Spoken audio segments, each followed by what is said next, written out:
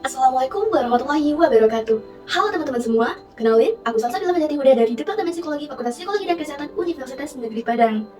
Nah, pada kesempatan kali ini aku akan membahas bagaimana sih gambaran subjective well-being pada korban pencurian di kawasan Universitas Pajajaran.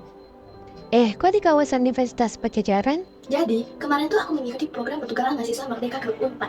Namun, ada juga mengambil mata kuliah psikologi forensik di PT Asal. Dan ini merupakan tugas proyek akhirnya. Wah, menarik ya. Nah, bener banget. Yuk, check it out. Apa sih latar belakang dari penelitian ini? Jadi, baru-baru ini aku tertarik dengan sorotan berita dari Badan Eksekutif Mahasiswa Keluarga Mahasiswa Universitas Pajajaran, di mana BEM Kelau 4 mengimbau untuk berhati-hati ke Jatinangor, karena masih banyak sekali kasus kejahatan yang terjadi di wilayah ini, seperti pencurian sepeda motor dan penjamretan mahasiswi. Dan yang lebih menarik, hampir di setiap ruangan seperti di Musola 4 ada label pastikan barang bawaan ada di dekat Anda, karena di sini rawan pencurian. Dari hal tersebut, aku tertarik untuk meneliti bagaimana sih gambaran subjective well-being pada korban pencurian. Hal ini bertujuan untuk mengetahui dan memahami bagaimana gambaran subjective well-being pada korban pencurian. Diharapkan, penelitian ini dapat memberikan sumbangan dan pemikiran dalam menambah pemahaman baru terkait subjective well-being, serta dapat menjadi bahan referensi bagi peneliti selanjutnya dalam membahas tema yang sama pada konteks yang berbeda. Sebelum itu, kita harus tahu dulu nih, apa itu tindakan pencurian dan subjective well-being.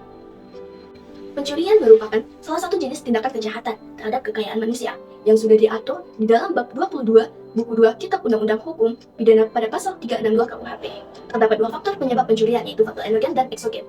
Endogen adalah faktor yang berasal dari dalam diri individu yang mempengaruhi minyak individu, dan eksogen adalah faktor yang berasal dari luar diri individu seperti pengaruh lingkungan tempat tinggal. Lalu, apa saja contoh tindakan pencurian di kampus? Nah, pada tahun 2023 kemarin, ada dua pria yang mencuri 5 motor di kawasan kampus Universitas Surabaya. Kasus pencurian perangkat komputer di kampus Universitas Muhammadiyah Makassar, pencurian laptop di musola kampus UI, dan masih banyak kasus lainnya. Selanjutnya, apa itu subjective well-being?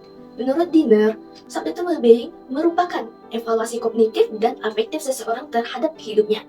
Evaluasi adalah kondisi di mana individu membandingkan dengan standar pribadinya tentang kehidupan.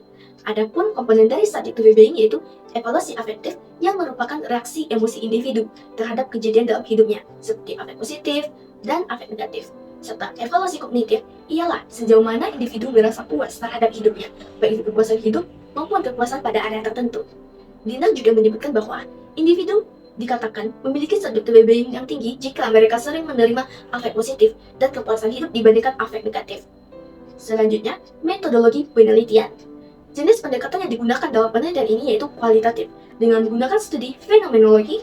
Teknik pengambilan sampel digunakan dengan pool process sampling dengan kriteria mahasiswa Universitas Pajajaran dan merupakan korban pencurian. Pengumpulan data dilakukan dengan teknik wawancara, baik itu secara langsung maupun Zoom meeting. Teknik analisis data yang digunakan yaitu interpretative phenomenological analysis. Berikut hasil dan pembahasan. Dari penelitian ini saya menemukan bahwa 6 tema yang saling berkaitan. Yang pertama itu lokasi kejadian. Ketiga subjek yang diwawancarai pada penelitian ini mengalami tindakan pencurian di kawasan Universitas Pajajaran.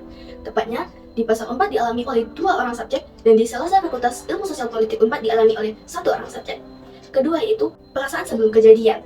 Ketika subjek merasa biasa saja dan tidak memiliki firasat apapun sebelum kejadian, meskipun ada satu subjek yang menyadari baliho yang memperingatkan pengunjung untuk berhati-hati, karena lokasi tersebut rawan terjadi pencurian.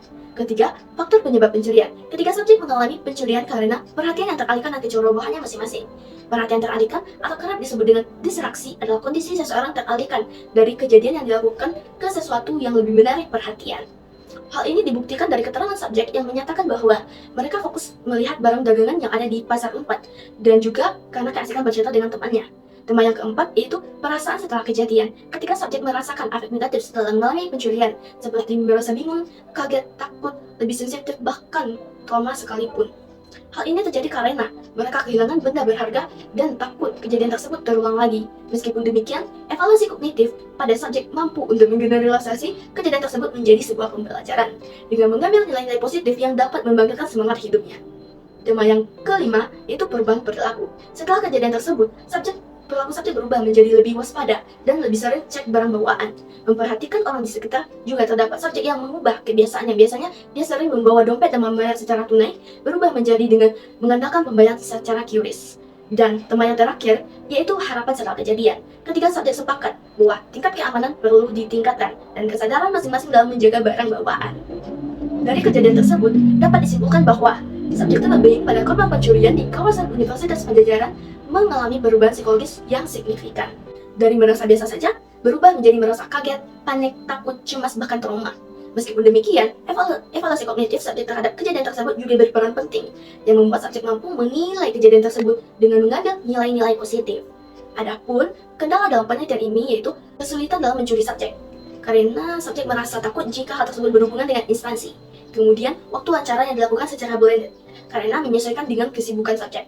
Namun, dari penelitian ini, saya mempelajari bagaimana gambaran subjek bullying pada korban pencurian dengan lebih mendalam dengan menggunakan teknik interpretatif phenomenological analysis yang cukup menguras banyak waktu. Berikut dokumentasi wawancara yang dilakukan dengan 3 orang subjek melalui Zoom meeting dan bertemu secara langsung. Nah, demikian hasil presentasi saya tentang gambaran subjek bullying pada korban pencurian di kawasan Universitas Pajajaran. Mohon maaf jika ada salah kata. Atas perhatiannya saya ucapkan terima kasih. Assalamualaikum warahmatullahi wabarakatuh.